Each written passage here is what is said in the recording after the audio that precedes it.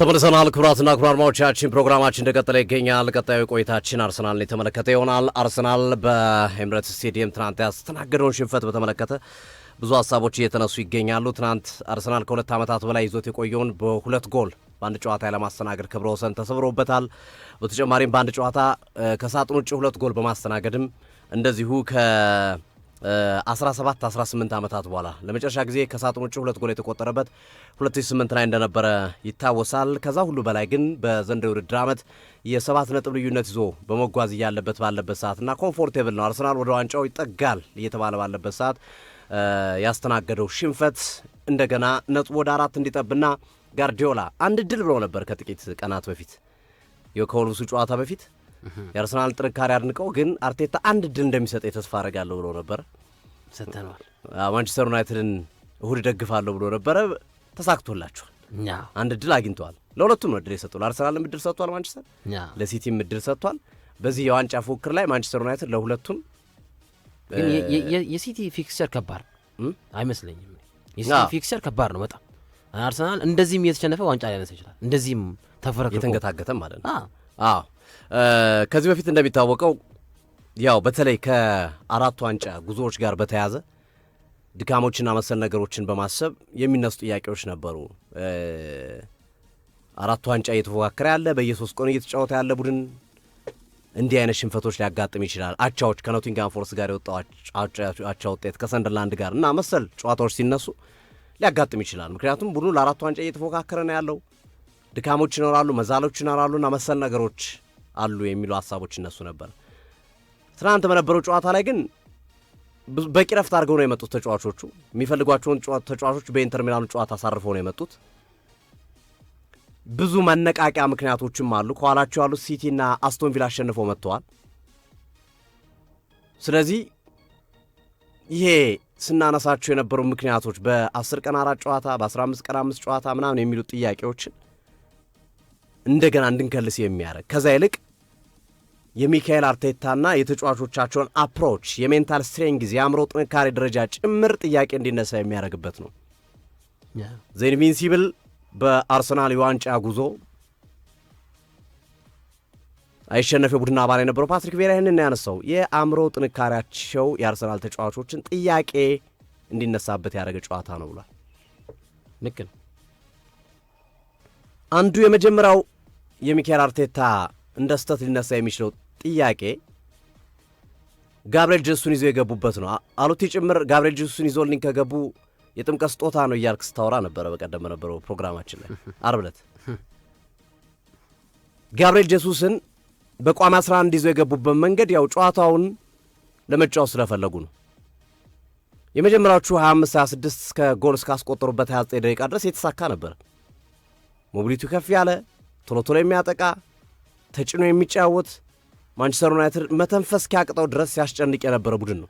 የመጀመሪያዎቹ 25 ደቂቃዎች በተለይ ጎሉ እስኪቆጠርበት እስከ 29 ደቂቃዎቹ ጭምር ያሉት የሆነ ሰዓት ላይ ማንቸስተር ከጎሏ በፊት ትንሽ ተነሳስቶ ነበረ። 2-3 ደቂቃ በፊት ከጎሏ በፊት ከዛ በኋላ ግን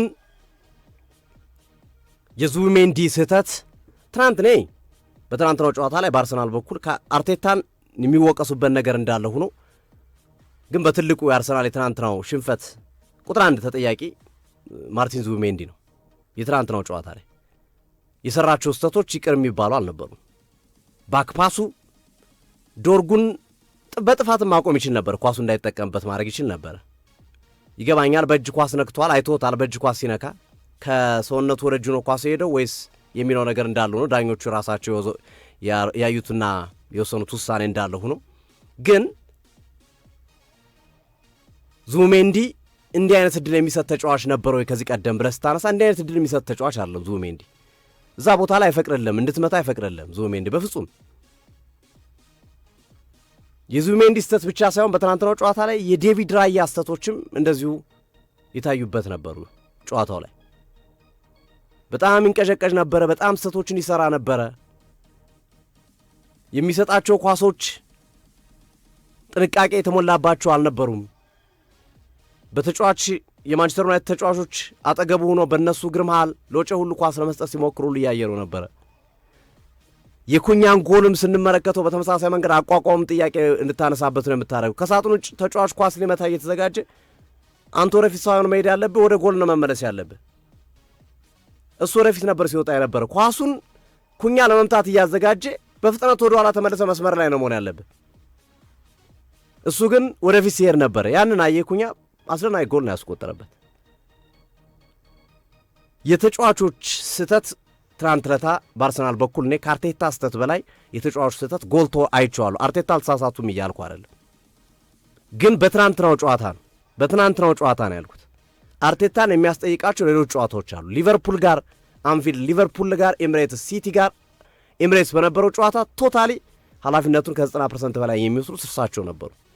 ምክንያቱም የተሻሉ ቦታው ላይ ሊጫወቱ የሚችሉ ተጫዋቾችን አስቀምጠው የተጠቀሙባቸው ተጫዋቾች ደካማ ስለነበሩ፣ ትናንትም በተወሰነ መንገድ የኮረሽን ተቀያሪ ወንበር ላይ አስቀምጠው በጋብርኤል ጄሱስ መጀመራቸው በራሱ ጥያቄ የሚያስነሳ ቢሆንም እኔ ግን ደግፈዋለሁ። እሱ ሶፊ ጋብርኤል ጄሱስን ይዘው መግባታቸው ጥያቄ መጀመሪያ መጫወት ስለፈለጉ ነው። ገብቶኛል። ለዛ ነው መጫወት ስለፈለጉ ነው። እያነሳ ነው ነበር ጨዋታ ነው መጫወት ስለፈለጉ ነው። ግን ከኔ በላይ ቡድናቸውን ራሳቸው ማወቅ አለበት። ካሉላ በላይ ከደጋፊው በላይ አርቴታ አብረዋቸው ነው የሚውሉት፣ አብረዋቸው ነው የሚኖሩት። የተጫዋቾቻቸውን ባህሪ ማወቅ አለባቸው። ጋብርኤል ጄሱስ በነበረበት ሰዓት እኮ ሌሳንድሮ ማርቲኔዝ እኮ ፋይናል ሰርድ ድረስ ሲመጣ ነበር እኮ። የኮሌጅ ከገባ በኋላ እኮ ሌሳንድሮ ማርቲኔዝ አይደለም ፋይናል ሰርድ ሊመጣ መቆም እስኪከብደው ድረስ ነው የኮሌጅ ሲያስቸግረው የነበረው። በጣም ከብዶት ነበረ የኮሌጅ። ስለዚህ ቡድንን ማወቅ አለብህ አንተ። የቡድንን ባህሪ የተጫዋቾችን ባህሪ ማወቅ ነበረባቸው። የኮሬሽ ቀድሞ ገብቶ ቢሆን ኖሮ የአርሰናል ሞቢሊቲ ያለው ኳስ ላንመለከት እንችል ነበረ። ግን ስቲል አርሰናል በተደጋጋሚ ይነሳል። የኮሬሽ በሚሰለፍባቸው ጨዋታ ከወይ ከወጣ በኋላ ነው አርሰናል ጎል የሚያስተናግደው። ብዙ ጊዜ ስንመለከተው ስለሚፈቅድ የማጥቃት እንቅስቃሴዎቹን የተከላካዮቹ ቡድን ተጫዋቾች ገፍተው ስለሚመጡና መሰል ነገሮች ማለት ነው። በተወሰነ መንገድ እሱንም እንዳልከው አሉት እኔም እጋራለሁ። ይሄ በጣም በቃ ማለት ይሄ ሰውዬ እንዴት ይሄንን ያደርጋል ብለህ የምታነሳው ጥያቄ አይደለም። ጄሱስም ኢንተር ሚላን ላይ ጥሩ ስለነበር መወሰናቸው ይሄ በጣም በቃ የሚያናድድ ወይም ለምን እንደዚህ ያደረጉ ብለህ እንትን የሚያደርግ አይደለም። አርገውታል። ግን ሜቢ እኔ ሰከንድ ሃፍ ላይ ግን ዘግይቷል። 57 ደቂቃ የኮሬሽን መጠበቅ አልነበረባቸው። ከረፍት መልስ የኮሬሽን ይዘው መግባት አልነበረባቸው። ከረፍት መልስ አውቶማቲካሊ የጄሱስና የኮሬሽ በደንብ ስለሚያስታውቅ ማለት ነው። ዙሜንዲ ጎሉ ከተቆጠረ በኋላ ደንግጧል። ኮንፊደንሱ ወርዷል። የነበረው ተሳትፎ በግልጽ በሚታይ ሁኔታ እንቅስቃሴው ቀዝቀዝ ብሏል። ግን የሰጡትን ደቂቃ ለዙሜንዲ መስጠታቸው ብዙ ስተት ነው ብዬ አላነሳም። ግን ዙሜንዲን ሲቀይሩ እና አራቱን ቅያሬዎች ሲያደርጉ ግን በዛ ደቂቃ አራት ቅያሬ ማድረግ እኔ አማተር ክለብ ነው የመሰለኝ። አራት ቅያሬ ባንዴ ስታደርግ ቡድን በራሱ ይረባበሻል። መግባባታቸው የመግባባት መጠኑ ይሄ እኮ ግልጽ እኮ ነው። እንኳን ለአርቴታ ይቅርና ለማንኛውም ሰው እዚህ የኛ የጤና ቡድን የሚያስለጥንም ሰው ሊረዳው የሚችል ነው። ይሄ ማለት ወይ ተስፋ ቁርጥ አድርገህ ካልሆነ 4-0 እየተመራ ምናምን ሲሆን በቃ የመጣው የምጣ ብለህ ታስገባለህ። 2-1 እየተመራ ግን አራት ተጫዋች አቀይርም። ማርቲን ኦዲጋርድን በጨዋታው ላይ ሳነሳ ነበር እኔ። ኦዲጋርድ መቆየን ነበረበት። ቢያረጉ አሪፍ የሚሆነው ዙሜንዲ ስለተረበሽ አስወጥተው ራይስን 6 ቦታ ላይ አድርገው ኢዜን 8 ቁጥሩ ላይ የራይስ ቦታ ላይ አድርገው ኦዲጋርድ ባለበት ቦታ ቢቀጥል ክሬቲቪቲው ከፍ ይል ነበር ቡድኑ። በዚህኛው ኢዜን ክሬቲቪቲ ያገኙ ነበር፣ በዚህኛው ኦዲጋርድን ክሬቲቪቲ ያገኙ ነበር። ይገባኛል ዲክላን ራይስ ሊጋለጥ ይችላል፣ ግን ብቻውን ዲክላን ራይስ ማቆም ይችላል ካለው አቅም አንጻር፣ ለልጁ ብቃት አንጻር። ሳካ ራሱ እኮ ዩዝለስ ሆነ እኮ ለክሮስ ብቻ ሳካን በዛኛው መስመር ሲሆን እኮ ክሮስ ብቻ። ለዛ ነው አራት ቅያሬ አንዴ ማድረጉ ያመጣው ጣጣ ነው። በነገራችን ላይ ይሄን ጠብቆ ቢሆን ኑሮ በእርግጠኝነት ማዱኬን አያስገባውም ነበር። በትሮሳርድ ማርቲኔሊን ነበረው ትሮሳርድ የሚያስገባው። የትሮሳርድም ቅያሬ በጣም የዘገየ ነው። እንዲሁም መቀየር የነበረባቸው መጀመሪያው ቅያሬ ውስጥ መግባት የነበረባቸው ጄሱስ፣ ዙሜንዲና ማነው ትሮሳርድ ነበሩ። ኢቨን ትሮሳርድን ጥቂት ደቂቃ ጠብቀ 70ኛው ደቂቃ አካባቢ በማርቲኔሊ ትነከዋል ችግር ካለ። ምክንያቱም ፔኔትሬት እያደረገ ይደላል ማርቲኔሊ አቀርቅሮ የሚሩጥ ይፍጠንም እየሰበረ ይገባል። ምንም ጥያቄ የለውም። ይረብሻል። በደንብ ነው የሚረብሻቸው። መቋቋም ይከብዳቸው ነበር። አሁን ሳይደክም የገባልሽ ሳካን ግራ ላይ አድርጎ ለዮኬሬሽ ኳስ እንዲያደርስ ነው የፈለገው። ገብቶኛል እኮ ልክ አይደለም። ራሱ ማዱኬን ራሱ በዛ ቦታ ላይ ብታጫውቱ ይሻላል። ሳካ ጠፋ እኮ ራሱ። ሳካ እኮ ወደ ግራ ከመጣ በኋላ እኮ ዜሮ እኮ ነው የገባው። ምንም አይነት እንቅስቃሴ ሲያደርግ ተጽዕኖ ሲፈጥር አልተመለከትነውም። ልክ ነው። በማያውቀው ቦታ ላይ ነው ሲጫወት የነበረው። ስለዚህ ይሄን እነዚህ ነገሮችን ለአርቴታ እሰጣለሁ። ዮኬሬሽ ትንሽ ቀድሞ ቢገባ ቅያሬዎች ላይ የሰሩት ውሳኔ። ከዛ ውጭ ግን በጣም አርቴታ በጣም እኔ በግሌ በጣም አርቴታ ያስገረመኝ ሁለቱን ወደ ዴቪድ ራያ ኳሱን ይዞ በፍጥነት ለማስጀመር ሲወረውር ተመለስ ነው ያለው። እንዳትወረውሮ ነው ያለው። 5-5 ነው ያላቸው። ቶሎ ብሎ 5-5 ናችሁ ዝጉ አላቸው። 5-5 ማለት ዝጋ ማለት እኮ ነው። አይታችሁታል አድማጮቻችን። እንዲህ ነው ያደረገው። ተመለስ አለው ራያ 5-5 አሳያቸው። ዘጉ። እንዘጋለን ብለው ሲያስቡ ኩኛ ዘጋቸው። አየህ፣ ይሄ ነው አሰልጣኝ ችግር። በሜዳ እየተጫወትክ እንዴት ዝጋ ትላለህ? ለማሸነፍ ነው መሄድ ያለብህ። ተጫወቱ ነው ማለት ያለብህ። ፈርስት ሃፍ ላይ ጎል አንድ ለመጠበቅና በቃ አዘናግተን በቆመ ኳስ ምናምንም ጎል እናገኛለን ብሎ በማሰብ ከፈርስት ሃፍ እንደተመለሱ እኮ ተጫዋቾቻቸውን እኮ ተመለሱ እኮ ነው ያሏቸው እኮ። እንዲጫወቱ አልፈለጉም እኮ። በእነሱ ስህተት እንጠቀም የሚል እምነት ይዘው ነው ሲጫወቱ የነበረው። በእነዚህ አርቴታን ትወቅሳለህ። ግን ትልቁ እኔ በትናንትናው ጨዋታ ላይ ዙቢሜንዲ እንዲህ አይነት ስህተት ሲሳሳት አይተነው አናውቅም። ከባድ ስህተት ነው የሰራው የትናንትናዎቹ ሁለቱም ስህተቶቹ እነሱ ዋጋ አስከፍለዋል። ዙቢሜንዲ እነዛን ሁለት ስህተት ባይሰራ እኮ አርሰናል 2-1 ጨዋታውን አሸንፎት ነበር። ያው ክራይፍ ባይሰራ ልክ ነው ሶፊያ ባይሰራ ከዛ የሚከሰቱ ነገሮች ሌሎች ሊኖሩ ይችሉ ነበር ኦብቪየስሊ። ግን አሁን በጨዋታው እነዚህ ባይኖሩ ብለን ጨዋታውን አርሰናል 2-1 ሊጨርሰው ይችል ነበር። ስለዚህ ሜጀር የትናንትናው ጨዋታ ተጠያቂ ነው ዙቢሜንዲ ነው በእኔ እምነት። ከዛ ቀጥሎ አርቴታን ዝጉ፣ እንዝጋ፣ 5-5ቱኑ አትጫወቱ፣ ወደኋላ ተመለሱ እያሉ በታክሲ ሲያጥሩበት የነበረው መንገድ ግን እጅግ በጣም ለፕሪሚየር ሊግ ዋንጫ ከሚፎካከር ቡድን አይደለም ቶፕ 4 ውስጥ የሚፎካከር እንኳን ማንቸስተር ዩናይትድ እንኳን 1 ነጥብ እኮ ነው ማንቸስተር ዩናይትድ ነው በጣም የሚጠቅመው የነበረው አይደለ እንዴ? እንዝጋ ላሉ ማንቸስተር ዩናይትዶች እኮ መጫወት ነው የፈለጉት።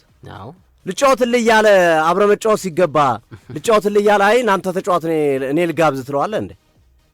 ይሄ ትልቅ የስነ ልቦና ለዛ ነው የአእምሮ ጥንካሬ ቡድኑ የሜንታል ስትሬንግዝ ጥያቄ የሚያስነሳ ነው የሚለው ጥያቄ የብሔራዊ ሀሳብ ልክ ነው። የብሔራዊ ሀሳብ በትልቁ የተነሳበት መንገድ ጥያቄ የሚያስነሳ ነው። ሁለቱን የእጅ ኳሶች የአርሰናል ደጋፊዎች በስፋት እያነሱት ነው። አንደኛው ሚካኤል ሜሪኖ ወደ ጎል ሞክሮት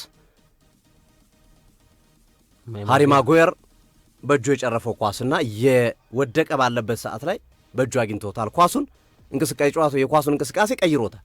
መሬት ለመሬት ሲሄድ የነበረው ኳስ በእጁ በመነካቱ ምክንያት ወደ አየር ወጥቷል። ከዛም ሰላማንስ ፓንች እንዲያደርገው ሆኗል። ሁለተኛው ዶርጉ ከዙቢሜንዲ ጋር በነበረው ፍጥጫ ላይ በግልጽ በሚታይ ሁኔታ ኳሷን በእጁ ነክቶታል። ኦብቪየስ ነው ኳሱን በእጁ ነክቶት ነው ሄደው። አሁን እነዚህ እንቅስቃሴዎች እነዚህ ሁለቱ ሁኔታዎች በትልቁ በአርሰናል ደጋፊዎች እየተነሱ ያሉ ጥያቄዎች ናቸው። እነዚህ ጥያቄዎች ቢያንስ ለምን የቫር እይታ ውስጥ አልገቡም የሚል ጥያቄ ነው። ዳኞቹን እኮ ባህሪያቸውን እኮ ዓርብ ዕለት እኮ አብራርተዋል። ፖል ቴርኒን ከአርሰናል ጋር ያላቸውን ግንኙነት በደንብ ተናግረናል። እንዲጠነቀቁ ነግረናቸዋል። አንተን ያብራራው በደንብ ቫር ላይ ቢያንስ በእኔ እምነት የሃሪ ማጓየርን ኳስ መመልከት ነበረበት። አላዩትም። ቫር የዶርጉን አይተውታል። እኛ ላየነውም እንጂ በውስጥ አይተውታል። የዶርጉን አይተውታል። ኦንፊልድ ዲሲሽኑን ሪስፔክት አድርገዋል። ሜዳ ላይ የተወሰነውን ውሳኔ በቫር አይቶ ያዩትም ተቀብለውታል። እንግዲህ ኳስ ከእጅ ከሌላ የሰውነት አካል ወደ እጅ ነው የመጣው ምናምን የሚሉትን ነገሮችን ያሳየ ነው። ሁለተኛው ደግሞ እጁ ሰውነቱ ጋር እንዲህ ስለነበረ እጁን ባያገኘውም ሰውነቱን ነክቶ ኳሱ ወደፊት መሄዱ አይቀርም የሚል እሳቤም የያዙ ይመስላሉ። ግርምሾ ስመጣ እያወራን ነበር። የኔም ሀሳብ ነው። እኔ አሁን የሃሪ ማጓየር ፔናልቲ አያሰጥም ከሚሉት ወገን ሶፊ የኔ ኦፒኒየን የግርማቸውም ሀሳብ የሃሪ ማጓየር ፔናልቲ እየወደቀ ስለነበር እየወደቀ ነው እየወደቀ ነው። በቃ የሃሪ ማጓየር ፔናልቲ አያሰጥም ከሚናሉት ግን የሃሪ ማጓየርን ደጋግማችሁት ቆይ ደጋግማችሁትና ለፍርድ እንዲመች ብዬ ነው። ህጉም ነው እየወደቀ ነው ልጁ። ልክ ነው ያስማማኝ። ግን ሃሪ ማጓየርን አይተው ከሆነ ቅጽበታዊም ቢሆን ሆን ብሎ እየወደቀም ቢሆን ኳሷን በእጁ መመለስ ፈልጓል። እሱማ ኮንሽንስ ትሆናለህ ማለት ኳሱ እየመጣበት ነው ፊት ለፊቱ ማለት ኳሱ ሲመጣበት እጄን እንደሚነካ ካወቅ ባለበት ነው የምታቆመው አይደል? እንጂ እንደዘረጋው ከሆነ እንዲህ እንዳልክ ነው የምትቀረው። እንዲህ አድርጎታል ኳሱን ይኸው እንዲህ ያረጋታል፣ ነክቷታል። እንዲህ አድርጎ በእጁ ነክቷታል። አስቦ የነካበት ሂደት እንዳለ እንትን ይላል። ግን አዘንድ ኦፍ ዘ ዴይ ልጁ እየወደቀ ነው ያለው። እጁን የትም ሊያደርገው አይችልም። ይሄ ብዙ ጊዜ ተመልክተ ነው ዳኞች ፔናልቲ የማይሰጡበት ነው። እንዲህ አይነት ቅጽበቶችን አይሰጡም። እኔ አሁን እውነት ለመናገር ሶፊዬ አሁን እኔ ማንቸስተር ደጋፊ ነኝ፣ ሁሌም እናገራለሁ። ግን እኔ አሁን ትናንትና የዶርጉ ጎል አሁን ቢሻር አይከፋኝ እውነት ለመናገር ጎሉ ስለሚያምር። ግን እኔ እንደውም እሱ ባይሻር ፋክቱ ነው። እሱም ያምራል። ግን እሱ አሁን ዳለማ ውስጥ ይከታል። አሁን ቫር ኦፒኒየን ዲሲሽን አሁን ሜሪኖ ጎል ሲያገባ ዳኛው ነዘራቸው which is actual decision ሪያሊቲ ነው። ወደዚህም አይደለም ነው ብለህ የምትጨቃጨቅበት ጉዳይ አይደል እውነት ለመናገር ማለት ነው። የሚካኤል ሜሪኖ ጎል ቫር ላይ ግን አድማጮችም ብዙዎች ስፖርት ቤተሰቦችም አይገናዘቡትም። አክቹዋል የሆነ 100% 100% አኩሬት ዲሲሽን አይደለም፣ ኦፒኒየን ዲሲሽን ነው። ይበልጥ ያጠፋኸውን ስህተት በድጋሜ እይታ አይተኸው ፍረድ ነው።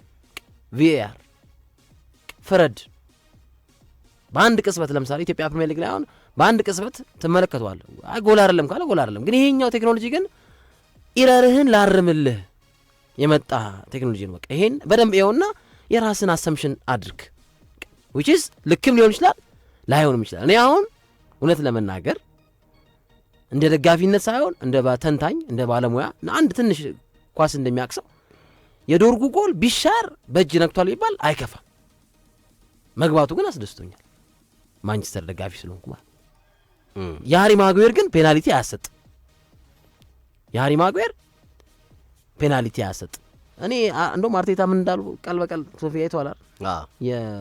ከጨዋታው በኋላ ቀላል ጎል ሰተናቸዋል አለ። ማን ነው ቀላል ጎል ያገባው? አርሰናል እኮ ነው ቀላል ጎል ያገባው እኮ። ማንቸስተር ጽድት ያለ ጎል ያገባው እኮ ከሜሪኖ ከእንትና ሰተናቸዋል ማለት የዙሜንዲ አይ ቲንክ ያ። ግን የኩኛን ጎል ማድነቅ አለብህ ምንም ጥያቄ። የኩኛ ጎል በጣም ጥራት ያለው ጎል። አርሰናል እኮ ነው እኮ ሁለት እኮ ዝም ብሎ ጎል ያስቆጠረው እኮ እውነት ለመናገር አሁን በቢልድ አፕ ምናምን ሾት አድርገው ምናምን ኦኬ ታደንቃለህ። መሪ እንደሆነ ቡድን ኤክስፔክት የምታደርገው ነገር ቀላል ጎል ሰተናቸዋል። ይሄ አያስማማኝ። ከዛ በተጨማሪ ምን አለ ማይክል አርቴታ ሽንፈት የድል አንድ አካል ነው። ሽንፈት የድል አንድ አካል ነው ብሏል። በእርግጥ ይሄ የመልበሻ ቤቱን ስነልቦና ለመመለስ ኮንፊደንሳቸው ሉዝ ያደርጉ ተጫዋቾችን ከፍ ለማድረግ ይሄን ይረዳል። ግን ትናንትና የጠበቅነውን አርሰናል አይደለም የተመለከተው። እኔ ፍጹም ማለት እንደውም ከረፍት በፊት አርሰናል ጥሩ ነበር። የመጀመሪያዎቹ 25-30 ደቂቃዎች አርሰናል በጣም ቆንጆ ቡድን መሪ እንደሆነ የሚያሳይ ነው። ከዛ በኋላ ግን የሪሶርስ እያለ ለምንድን ነው ዘጋ የምትለው? ሪሶርስ እያለ የማንቸስተር ባህሪ እኮ ይታወቃል እኮ። በርንማውዝ፣ ዌስትሃም፣ ማንቸስተር ዩናይትድ በፕሪሚየር ሊግ ውስጥ ካሉ ክለቦች ውስጥ እየመሩ ነጥቦችም ያባክኑ ክለቦች ናቸው። የቅዳሜውን ጨዋታ ላይም ስታስተላልፉ እየሰማው ነበር። ኦልሞስት ወደ 18 ነጥብ ገደማ ነው በርንማውዝ ይጣሉ እየመራ ይጣሉ። ማንቸስተርም የዚህ አይነት ባህሪ ያለ ቡድን ነው እና እንዴት ዝጋ ትላለህ? ቀስበል እንዴት ትላለህ? ልክ አይደል? ለአርቴታ እኔ አዝናለሁ። ልክ ነው። በነገራችን ላይ ሚኬል አርቴታ በአርሰናል አሰልጣኝነት ዘመናቸው 2 ጎል አስቆጥረው የተሸነፉት 2 ጨዋታ ብቻ ነው። ሁለቱንም ማይክል ካሪክ ነው ያሸነፋቸው። 2 ጎል አስቆጥሮ አርሰናል ተሸንፎ አያውቅም። በአርቴታ ዘመን 2 ጎል አስቆጥሮ አርሰናል ተሸንፎ አያውቅም። ግን ሶፊ አርቴታ ይመጣል አርሰናል። እኔ ከዚህ በኋላ የኔ ሀሳብ ካርዲፍ ወይ ዌስት ብሮም ወይ ደርቢ ካውንቲ ምናምን የሚይዘው ይሄን ዋንጫ ካላ ያነሳ ምንም ጥያቄ የለው። ቢያነሳም ልንገር እኔ አሁን ቢያነሳ ቢያንስ ፕሮፋይሉን ከፍ ያደርጋል። ግን የሲቲ ድክመት ነው፣ የሊቨርፑል ድክመት ነው። ሲል መቀየር አለበት፣ ብዙ ነገር አስተሳሰቡን መቀየር አለበት። በቃ ቀጣይ ዓመቶችን ሊጉን መቆጣጠር የሚፈልግ ቡድን በቢሊየን ገንዘብ ያወጣ ቡድን የፈለገው ተጫዋች የተገዛለት አሰልጣኝ 5 ዓመት ጊዜ ተሰጥቶ 6 ዓመት ጊዜ ተሰጥቶት እየሰራ ያለ አሰልጣኝ እንደዚህ አይነት የቅዠት ጨዋታ የፍራቻ ጨዋታ ነገ ሌላ ነገር ሊመጣብኝ ይችላል በሚል በፍርሃት ቆፈን ተሸፍኖ መጫወት ጥያቄ የሚያስነሳ ነው ብዬ አስባለሁ።